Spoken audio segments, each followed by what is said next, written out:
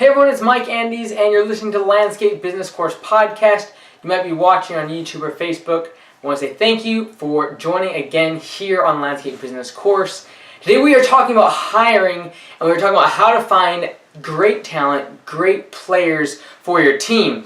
Now, today's we're talking about hiring and everything, but I want to go really deep with it, with this subject with a lot of you, because we're in spring rush. A lot of you are trying to find great people. We're overloaded with work right now. The economy is good. Things are booming. People's companies are growing. You're getting tons of calls. Phones ringing off the hook. Emails are coming in. Leads are coming in from your online contact forms, and you're wondering, how do I find the people that are actually going to perform the work and going to run my company? If you have estimators and project managers and office managers in play, but then just doing the work, mowing the lawn, installing the mulch, trimming the trees. Who's going to do this work, and how can I find good people that are actually going to show up to work and do a good job? I want to go really deep with this subject with you on an online webinar. It's going to be a live webinar, and it is going to be held on May 20th. So it's a little bit less than a month away. It's about 3 weeks away. May 20th, 2 p.m. It's open to everybody. It's completely free. This is not just for the Pro Plus members, but it is completely free. May 20th. It's going to be at 2 p.m. Pacific time, and we're going to talk about how to hire great people, where to advertise that you're hiring, and how to do that, how we've done it, and ways that have worked and ways that haven't. We're going to be talking about how to create a career fair. We're going to be in the step-by-step exactly how we've done it.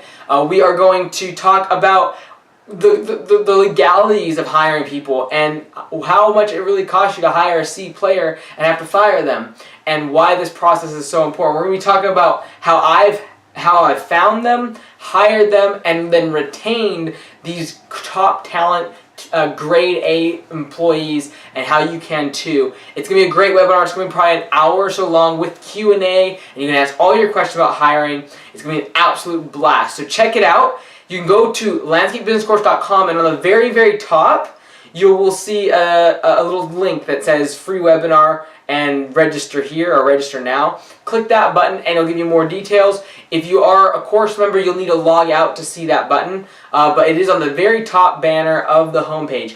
You can also register for the online webinar by simply texting Landscape Business, one word, Landscape Business without a space. It has to be Landscape Business without a space. Text that to 44222, and then it'll ask you for your email. You'll give the email, and it'll automatically sign you up for the webinar, and it'll give you notifications before to make sure you're registered and make sure that you are ready to go for the live webinar. It's going to be an absolute blast, and I'm going to have some pretty cool things coming up in that webinar we're going to give away. So check it out, landscapebusinesscourse.com, top banner, or just text Landscape Business, one word, to 44222, and you will get signed up for that webinar. But today I'm going to give you kind of a high-level view of what that webinar is going to be about, just one aspect of it. And I'm going to share the 2 ways that we do hiring in our company and how we have created the team that we have within our organization. So there's really just 2 ways we've done it, and I'll explain why we've used one way or the other, and what we're doing now. So you've heard me talk before about career fairs, and I'm a big fan of career fairs. The reason is because you can get a massive amount of applicants together, and you can weed them out very quickly. And so we've had a lot of success. We've only had one career fair where we walked away from the career fair and didn't end up hiring a great player. We've hired someone for every single career fair, but there was one that we hired someone and then would end up firing them after 2 days. And so you don't want those experiences as a business owner. You don't want those experiences for your team that you currently have, where you're constantly firing people, or worse yet, where people are getting hired and then leaving a lot. You don't want that. And so how do you find, hire, and retain great people? And so one of the ways we've done is career fairs. And so what we'll do is we'll advertise that and get as many applicants as we can together, like 20, 30 applicants. And the reason for that is because then you don't have to interview them all. You don't have to do 20, 30 interviews. So this is really what we use in the spring. So we've had 3 of these career fairs this spring, and we got a whole bunch of people together. Like, I think I was looking the other day, like 108 people have applied to work for our company, And we just have a link, AugustaLawnCareServices.com/careers. They can fill out their form, and then if we're having an upcoming career fair, the office will then just invite them to that career fair night, tell them the time and which offices it's at, and then they show up. The great thing about the career fair is it saves you so much time. When you are trying to get 20, 30 people and hire one or two, to really get a good, an objective listening and then asking questions and then calling on references, like all of that for 30, 40 people is pretty, like a very big investment for you as a business owner to be spending that much time on to find one person. And maybe not even find one person. If you're patient, like if you're really looking for great people, you might go through 100 people before you actually find the one you need.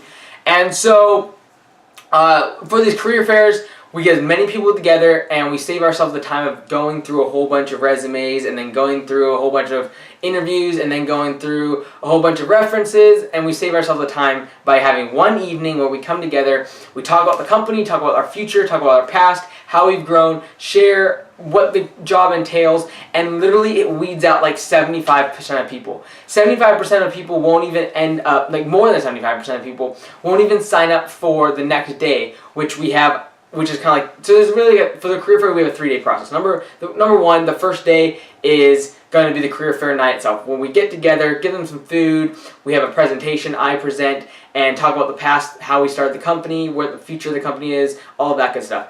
Second day of the career fair is they can come and work basically for about an hour, and we pay them minimum wage for that. It's important. We'll talk about that in the webinar. But so that second day they come, they work for about an hour around the shop doing simple stuff. They don't need to have a whole bunch of technical abilities or knowledge about landscaping. It's to see how they work together with other individuals, how they lead, who leads, how they communicate with other individuals that they're working with, and just see if they're a good cultural fit that second day. The third day is interviews. 80 to 90% of people that show up for the career fair don't end up even having an interview.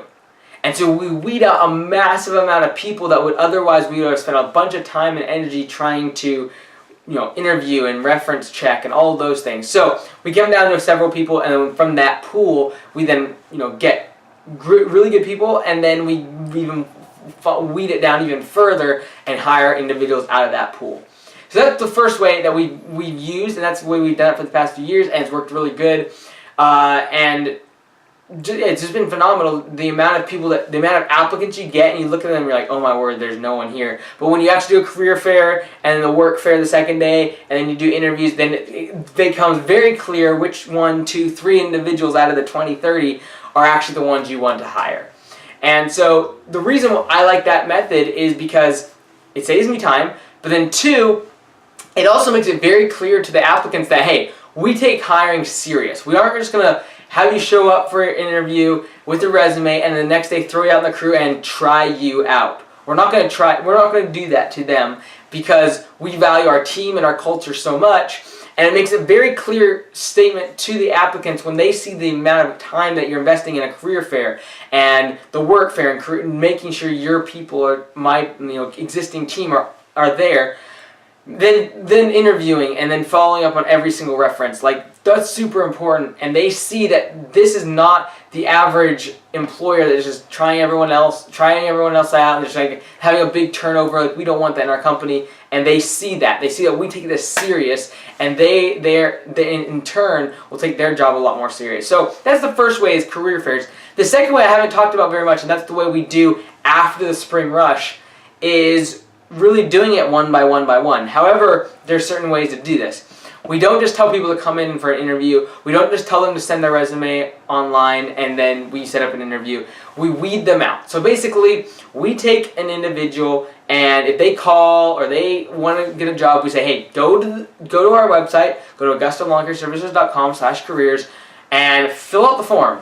That's their first step. They don't need to send a resume. They don't need anything like that. That form is very basic. You can check it out if you want on our website. It's very basic. It basically gives us a few criteria that we're not going to hire someone over like things like smoking, felonies, things like that. If they fill out any of that stuff, like we're not going to hire them.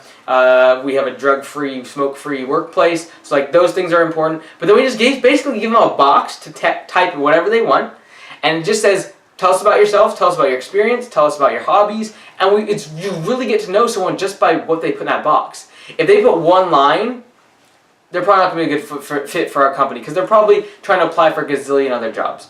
If they explain themselves, are articulate, are showing that they actually care about this job and are willing to put together some thought to make this paragraph look good and really read well, then this is someone that we're interested in. We can look at their experiences and then their age and what kind of role they're going to be fitting in to the company, and are they going to be able to handle the workload. So our office takes all that information and weeds out the people that, like, right off the bat, we're not going to hire them. People that aren't going to fit our culture, they just won't. We'll email them back and say, hey, we've decided to not employ you. And so that's the first step. The second step is they're going to call that individual and kind of do a short kind of, get to feel how this person is on the phone even.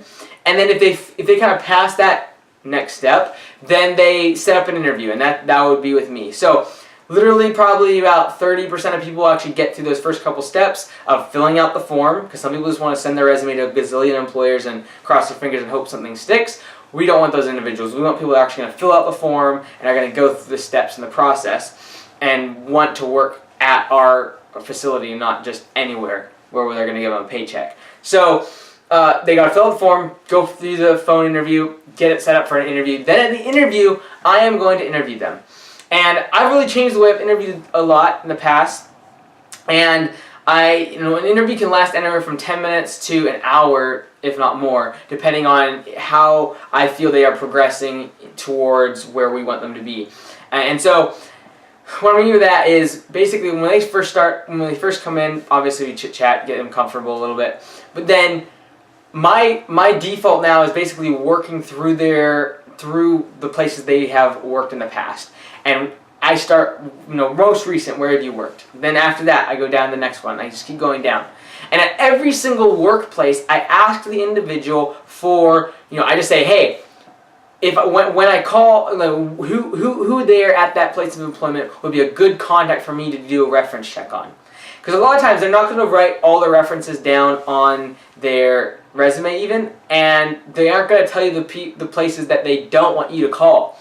So what you do is you look for hesitation when you ask them. So for instance, yesterday someone was working at a pizza shop here. I said, who would you give me as a reference for that? And right away the individual seized up because there was no reference for that employer on their resume, and that's a good sign that might be something up. And then right when I said it, you could tell right away they didn't want to give me that information. And they kind of jumbled around and said, who was there, a manager? Was there an owner, someone I could talk to? And so finally they give me a name. I don't just stop there at the name. I say, okay, make sure they know that I'm going to call that reference. I say, how do you spell their last name? And I write it out in front of them. And then I say, Mr. Jones, if I was to call Mrs. Smith, when I call Mrs. Smith here, what do you think she's going to say about you? Not if I call, but when I call Mrs. Smith, that's the reference they just gave me, what are they going to say? What do you think they're going to say about you? And when you make it very clear, you're going to call this person, and they will be very honest with you. It's pretty amazing. The things that they will say, and then when you actually do the reference check, they literally match up because you made it very clear. Hey, we're serious about this. We're serious about getting these reference checks, and we just had a candidate go through all the steps the other day, and was literally like, oh, we were about to hire him, but one of his references said something that he said in the interview that didn't match up, and it turns out that the candidate wasn't telling the exact truth. He kind of said they split because of differing opinions, and that he didn't really agree with their management style, when in reality there was other things going on. And so, I see that one time in a reference, and immediately the candidate is dropped. I don't care all his experience, anything else like that. The candidate is dropped. If he wasn't going to be telling me the upright truth of how he left an employer and what actually went down, he was fired and not just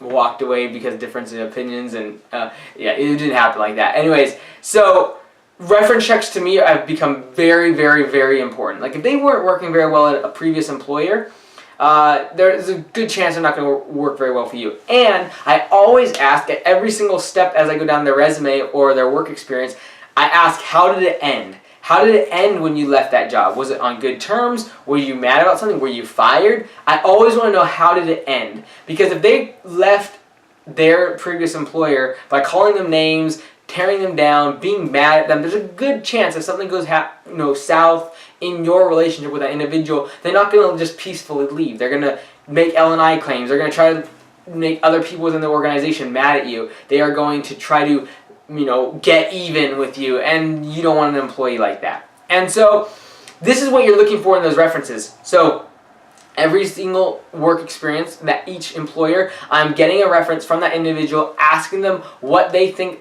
that employer, that reference check is going to say when I call them, and getting that feedback. And then I basically say, hey, if we are interested in having you come back for another interview with our whole management team, we'll give you a call. And then I go and do my reference checks. And I go through it. And this is what you're listening for. This is the sign of a great employee. When you call their reference check, not the ones on the resume, because they know those ones are going to be good. They know those are going to be good.